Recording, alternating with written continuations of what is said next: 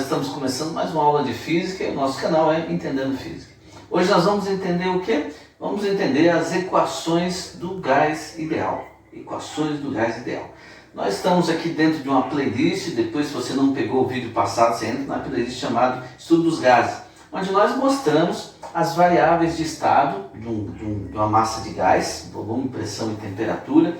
Definimos também alguns casos particulares com pressão, volume ou temperatura constante. Hoje nós vamos equacionar isso. Então são duas equações em especial. Mas antes de nós colocarmos aqui para você as equações, nós devemos lembrar o que é que nós chamamos de um gás ideal. Então veja aqui na sua tela, vai aparecer as características de um gás ideal. Então primeiro, o que nós chamamos de um gás ideal é aquele que as colisões entre as partículas são perfeitamente elásticas. Nós já falamos lá naquele vídeo passado que é definida a pressão de um gás pelo choque das partículas, não entre si mesmo, mas com as paredes do recipiente. E então nós vemos que por isso o gás ideal, as colisões entre as partículas nós vamos considerar como sendo perfeitamente elásticas, ou seja, ela bate uma na outra com a mesma energia que ela foi, ela vai voltar. Não há interação entre as partículas, ou seja, você não tem nenhuma força de atração ou de repulsão entre essas partículas. Essas partículas têm uma alta velocidade e um movimento totalmente caótico. Também que a energia interna desse gás, já que não há outra interação a não ser o movimento para um lado e para outro, já que não há uma interação entre essas partículas, então a energia interna desse gás é a somatória das energias cinéticas de cada partícula. E, evidentemente, nós estamos considerando que essas partículas não ocupam lugar no espaço. Evidentemente, você sabe que tudo que existe, tudo que é matéria, ocupa lugar no espaço, mas nós estamos idealizando esse gás. Então, nós estamos considerando essas partículas como sendo pontuais. Por isso, então, você está vendo aí na tua tela essas características, né? As colisões são perfeitamente elásticas, não há interação entre as partículas, elas são pontuais, quer dizer, não ocupam lugar no espaço. A energia interna é a soma das energias cinéticas e também nós devemos lembrar que sempre para um gás ideal, um mol desse gás vai ocupar sempre um volume de 22,4 litros. Isso nós estamos vendo aqui e quando você estuda, quando estiver estudando química também, o teu professor, a tua professora de química vai falar isso também. Então essas são as características de um gás ideal. Nós estamos idealizando uma massa gasosa. Um gás real não é exatamente isso. Mas quando nós pegamos um gás real e colocamos esse gás real sob uma condição de pressão baixa e temperatura bastante alta, ele se aproxima a essas características que nós idealizamos aqui para esse gás, o estudo desse gás que nós vamos considerar, ok? Agora, então, quais são as equações do gás ideal? Então, a primeira, você vê aqui na tua tela, é uma equação chamada equação de Clapeyron, que é essa que nós estamos vendo aí, PV igual a nRT. PV igual a nRT. Então dá um nome para essas coisas, né? O P é pressão, o V é o volume, N é o número de mol desse gás, que é calculado como sendo a massa dividido pela massa molar do gás. O M pequeno é a massa do volume de gás que está ali envolvido, dentro daquele êmbolo que está o gás, e o M grande é a massa molar.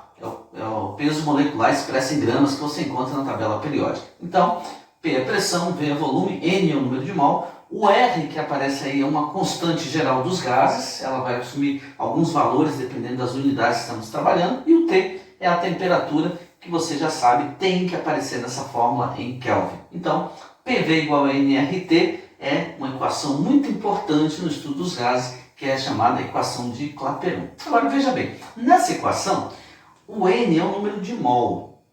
E se eu estiver considerando uma massa de gás dentro lá de um certo recipiente, então se eu não colocar gás e não tirar nenhum gás, eu tenho essa massa constante.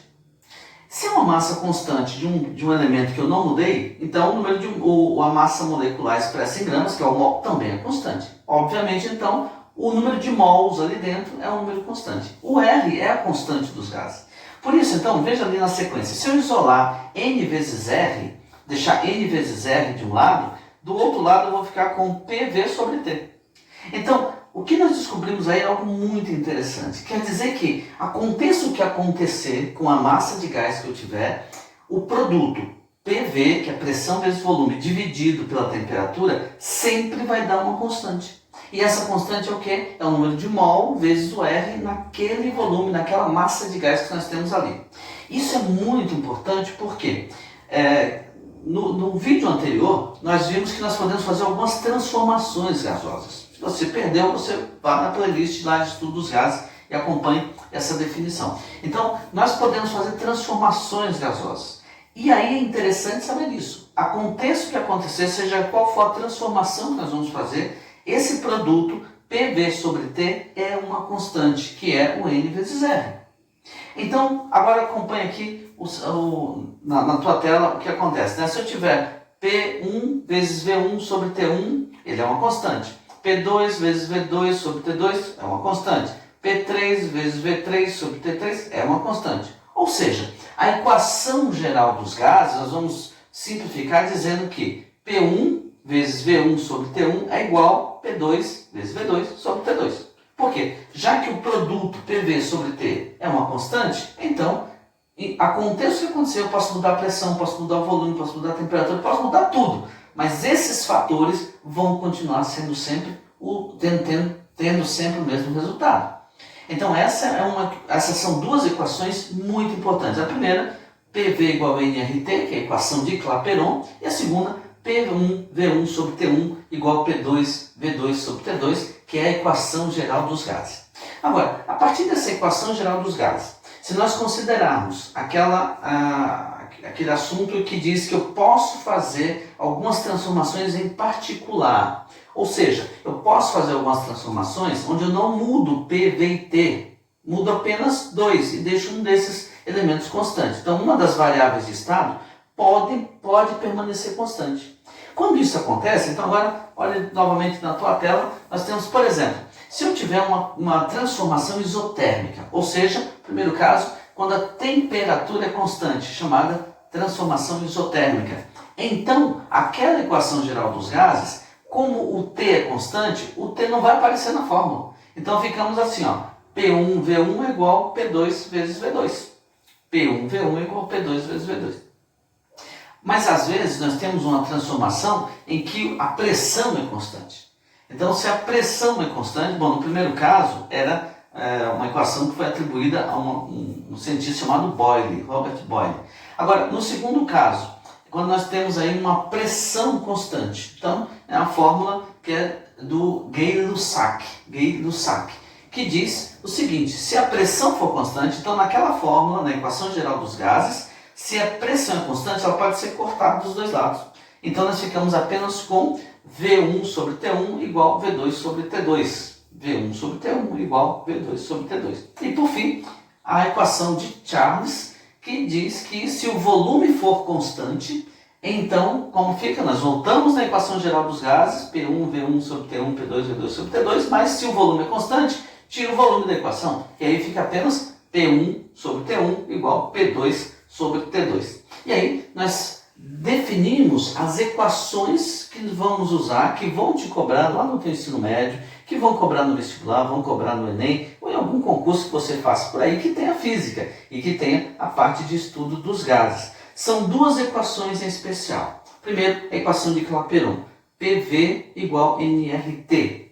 Dessa equação, nós vemos que tem uma parte constante, que é o NR. Então, PV sobre T é uma constante. Daí, sai a segunda equação fundamental no estudo dos gases, que é P1V1 sobre T1 igual a P2V2 sobre T2. Sendo que P1V1, T1 são as condições, né, as variáveis de estado do gás no estado inicial. E P2V2 sobre T2 é igual, significa as condições, as variáveis de estado do gás no segundo momento. E se tiver um terceiro momento, uma terceira transformação, uma quarta, a quinta, assim por diante, vai continuar constante esse produto PV sobre T, ok? E aí nós vimos aqueles casos particulares. Se a transformação for isotérmica, temperatura constante, tiramos o T da equação. Se ela for isobárica, que a pressão é constante, tiramos o P da equação. E se for uma isocórica, que é o volume constante, tiramos o V da equação. Então, entenda que você, aluno, você candidato ao vestibular, ou você que é apenas curioso, que está assistindo aqui porque gosta de física, não precisa decorar 5 equações. Nós temos 2 equações. PV igual a NRT e P1 V1 sobre T1 igual a P2 V2 sobre T2. As equações isobárica, isotérmica e isocórica, basta a gente pegar a equação geral dos gases e tirar aquilo que é constante. Então nós vimos aqui quais são as equações do gás ideal. No outro vídeo que nós vimos, que está lá na playlist sobre o estudo dos gases, nós vimos as variáveis de estado, vimos essas transformações isobárica, isométrica e isotérmica.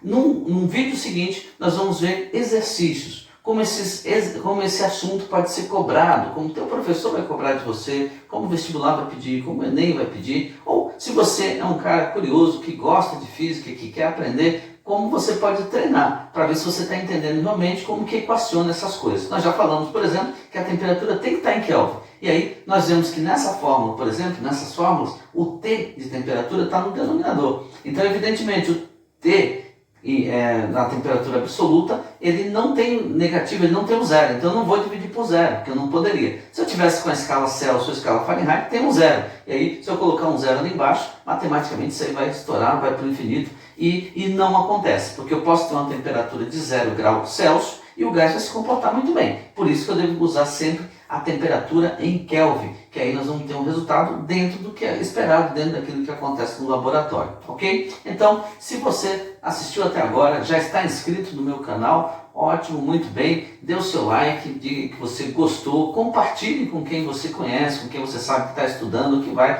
prestar alguma prova aí que envolve física, para que ele possa também aprender um pouco, entender física. Se você ainda não se inscreveu, não perca tempo, se inscreva aí, porque você e aquele que já está inscrito, acionando lá o sininho, vai ser lembrado quando tiver vídeo novo, vai poder acompanhar a gente, vai poder compartilhar também com aquelas pessoas que você gosta e vai ser bom para nós, vai ser bom para todo mundo, ok? Senhores e senhoritas, felicidades!